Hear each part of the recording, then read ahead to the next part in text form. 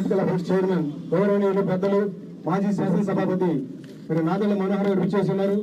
వారు మరి మన దీక్షా శిబిరాన్ని ఉద్దేశించి మరి కొత్త చట్టాన్ని తీసుకొచ్చినటువంటి రాష్ట్ర ప్రభుత్వం మరి చీకటి చట్టాలను నల్ల చట్టాలను రద్దు చేసే వరకు కూడా మేము పోరాడతాం. మాకు మద్దతు వచ్చినందుకు ధన్యవాదాలు తెలుపుతూ ఇంకా మాట్లాడతామో అనుకుంటున్నా.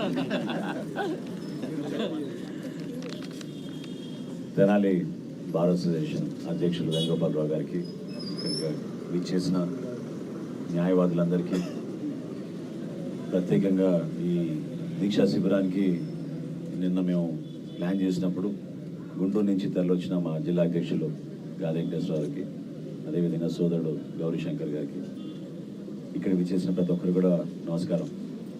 ఇక్కడ డిబేట్ జరగాల్సింది చట్టం ఏ విధంగా అసలు ఇంప్లిమెంట్ అవడానికి కోసం ఈ ప్రభుత్వం ఇంత అనాలోచిత నిర్ణయం ఎందుకు తీసుకున్నారని. డ్యూ ప్రాసెస్ అనేది ఎప్పుడు కూడా ఈ వైఎస్ఆర్సీపీ గవర్నమెంట్ ఫాలో అవ్వడం లేదు. ఇప్పుడు గ్రామాల్లో మనం నిర్వహించాల్సిన గ్రామ సభలు ఇప్పుడు కాదు జరగాల్సింది, ముందే జరగాల్సింది. గ్రామ సభలు కానీ, ప్రజల దగ్గర నుంచి అభిప్రాయ సేకరణ కానీ, ఈ చట్టం గురించి నిపుణులతో మాట్లాడడం కానీ, న్యాయ నిపుణులతో మాట్లాడడం కానీ, సలహాలు తీసుకోవడం కానీ, ఇవన్నీ కూడా డ్యూ కన్సల్టేషన్ ప్రభుత్వం ఎప్పుడు కూడా ఒక చట్టం తీసుకొస్తున్నప్పుడు చేయాల్సిన సందర్భం. దురదృష్టమైన పరిస్థితి ఏంటంటే రాష్ట్ర శాసనసభలో జరగాల్సిన చర్చలు కూడా సరైన రీతిలో జరగడం లేదు. కాబట్టి ఇటువంటి చట్టాలపైన పూర్తి అవగాహన కల్పించడంలో ప్రజాప్రతినిధులు కూడా విఫలమవుతున్నారు. ఈ చట్టం బేసికల్గా అన్డెమోక్రాటిక్, రాజ్యాంగానికే విరుద్ధం, సామాన్యుడికి మన రాజ్యాంగంలో ఇచ్చిన హక్కుల్ని ఉల్లంఘిస్తూ న్యాయ వ్యవస్థని పక్కదారిని తీసుకెళ్లే విధంగా ఈ ప్రభుత్వం కుట్రపూరితంగా ఆలోచిస్తోంది. మీరందరూ ఈరోజు ఈ దీక్షా శిబిరంలో గత 2 వారాల నుంచి కూర్చుని మీరు దీన్ని వ్యతిరేకిస్తూ ప్రజల్లోకి ఒక అవగాహన కల్పించడానికి మీరు చేస్తున్న ప్రయత్నానికి మీ అందరం కూడా ఈరోజు జనసేన పార్టీ నుంచి వచ్చి మీకు మద్దతు తెలపడం ప్రధాన కారణం అదే. ప్రజలకు ఇంకా తెలియాలి దీని గురించి. కొంతమంది సామాన్యులు పాపం ఇదంతా ఎందుకు, అసలు పట్టాదారు పాస్బుక్ ఒకసారి తీసుకున్నాక ఆ రైతుకి సర్వ హక్కులు నా దగ్గరే ఉన్నాయి, నా కుటుంబానికే ఉన్నాయని భావించుకుని పాపం ఇంకొకసారి ఆ ఆస్తుల్ని ఆయన విక్రయిస్తున్నప్పుడే దాని గురించి ఆలోచిస్తారు. అంతేగాని వీళ్ళు పెట్టిన సబ్ క్లాజులు, లేదా పలానా ఆఫీసర్ని కలవాలి, పలానా చోట పోయి మేము టైటిల్ రిజిస్ట్రేషన్ చేయించుకోవాలి, లేదా ఈ క్రాప్ కోసం మీరు ఇవన్నీ కూడా నమోదు చేయాలి, ఇటువంటి వివరాలు సామాన్యులకు తెలియదు. వాళ్ళందరూ కూడా ఎదురు చూసేది ఏంటంటే ప్రభుత్వం నుంచి నిజాయితీగా మా వ్యవసాయ భూముల్ని, మా భవనాల్ని, మాకున్న స్థిరాస్తుల్ని రక్షించే విధంగా ప్రభుత్వం చట్టాలు తీసుకురావాలి. అంతేగాని ఉన్న వ్యవస్థని దుర్వినియోగం చేసుకుని వాళ్ళ స్వార్థం కోసం సారీ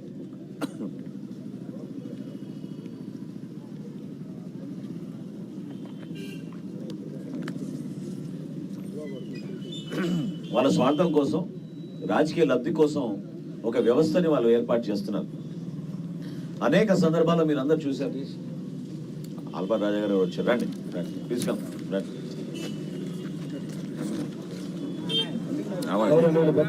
మాజీ మంత్రివర్యులు మాలపేట రవీంద్ర ప్రసాద్ గారు వచ్చేసారు.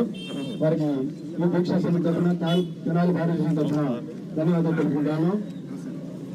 కంటిన్యూ చేస్తారు.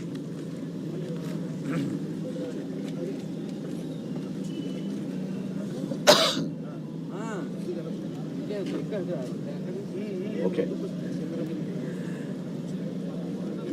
సో ఈ భూమి హక్కుల చట్టం గురించి ఈ రాష్ట్ర ప్రభుత్వం తీసుకున్న ఈ అనాలోచిత నిర్ణయాన్ని సమాజంలో ఉన్న ప్రతి ఒక్కరు కూడా కొంచెం ఒకసారి ఆలోచించి, ఎందుకు మన తరఫున ఈ న్యాయ పోరాటం చేస్తున్నారు, న్యాయవాదులు ఎందుకు దీన్ని వ్యతిరేకిస్తున్నారు అనేది అర్థం చేసుకోవాలి.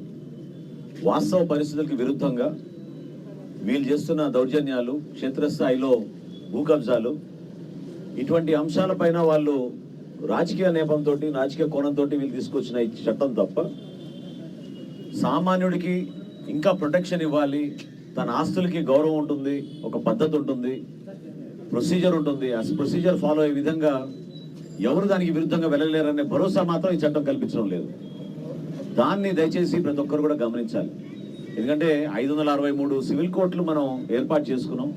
అదొక వ్యవస్థ. ఆ వ్యవస్థని పక్కదారి తీసుకెళ్లి ఈరోజు వీళ్ళు సృష్టించిన 26 జిల్లాల్లో ట్రిబ్యునల్ ఏర్పాటు చేస్తాం, ఆ ట్రిబ్యునల్లోనే పరిష్కారం జరగాలి. ఇద్దరి మధ్య భూతగాదాలు ఎక్కడైనా వచ్చినా, సపోర్టింగ్ డాక్యుమెంట్స్ లేకపోయినా దాన్ని నిర్ణయించే అధికారం టైటిల్ రిజిస్ట్రేషన్ ఆఫీసర్కి ఇస్తున్నారు.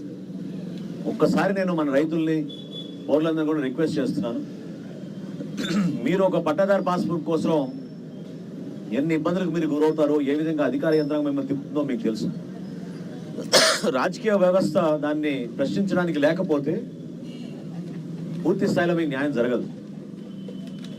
దాన్ని వ్యతిరేకించాల్సిన అవసరం ఖచ్చితంగా ఉంది. ఎట్టి పరిస్థితుల్లో కూడా ఈ చట్టాన్ని విత్డ్రా చేయాలి. ఇది కేవలం కొంతమందికి లబ్ధి కలగడానికి కోసం, ఈ వ్యవస్థని వాళ్ళ చేతిలో పెట్టుకోవడానికి కోసం వాళ్ళు చేసిన ప్రయత్నం. రేపటి రోజున కొత్త ప్రభుత్వం ఏర్పడిన తర్వాత జనసేన పార్టీ, తెలుగుదేశం పార్టీ కలిసి ఈ చట్టాన్ని ఖచ్చితంగా జియో 512ని అబేయన్స్లో పెట్టి ప్రతి ఒక్కరికి ఇందులో కన్సల్టేషన్ చేసి ఇంకా మెరుగైన పరిపాలన అందించే విధంగా మేము చేస్తాం తప్ప, ఇటువంటి అనవసరమైన చట్టాలు తీసుకొస్తే మాత్రం ఈ రాజకీయ వ్యవస్థ కూడా దాన్ని ప్రశ్నించాల్సిన బాధ్యత మా అందరిపైన ఉంటుంది. మీడియా మిత్రులందరూ కూడా నేను రిక్వెస్ట్ చేసేది, ఈ వ్యవస్థ గురించి, వీళ్ళు చేస్తున్న దుర్మార్గమైన ఆలోచనల గురించి, ఇటువంటి చట్టాల గురించి ప్రజల్లోకి ఇంకా లోతుగా తీసుకెళ్లాల్సిన అవసరం ఉంది. పౌర సమాజంలో చాలా మంది మన తెనాల్లో ఎంతో చైతన్య కలిగిన వ్యక్తులు ఉన్నారు. నిజంగా ఈ గతంలో నాకు రెండు నెలల క్రితమే నాకు మన దర్శికోటేశ్వరరావు తీసుకొచ్చిన దీని గురించి, ఏపీ ల్యాండ్ టైటిలింగ్ యాక్ట్ గురించి ఆయన పుస్తకం ఇచ్చారు. అది చూసి ఆ రోజే ఆశ్చర్యపోయాను. తప్పకుండా హైకోర్టులో దీన్ని బిల్లు వేయాలి, మనందరం కూడా ఆలోచించుకోండి అని చెప్పి ఆ రోజు నా సలహా ఇవ్వడం జరిగింది. ఈ రోజున వాస్తవంగా తెనాలి బార్ అసోసియేషన్కి ఉన్న చరిత్ర, మీకున్న చైతన్యం, మీకున్న పోరాట స్ఫూర్తిని మీరు నిలబెట్టండి. మీకు అండగా మేము అందరం కూడా నిలబడతాం.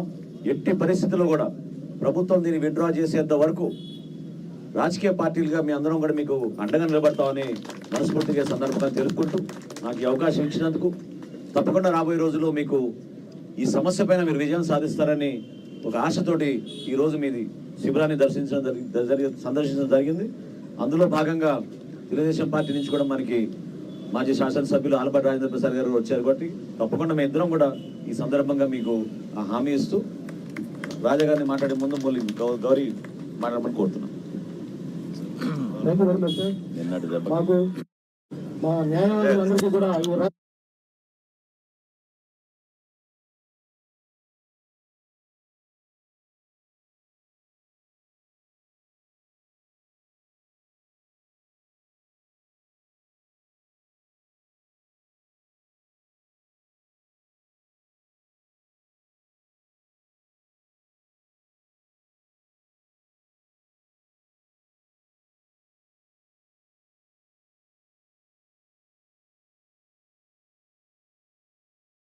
ఇప్పుడు మాజీ స్పీకర్ గారు చెప్పారు, బలంగా చర్చ జరగాలి. విస్తృత స్థాయిలో, క్షేత్ర స్థాయిలో చర్చ జరిగితేనే ఈ చట్టానికి ఒక అంకుర పడనేది ఉంటుంది. అలా కాకుండా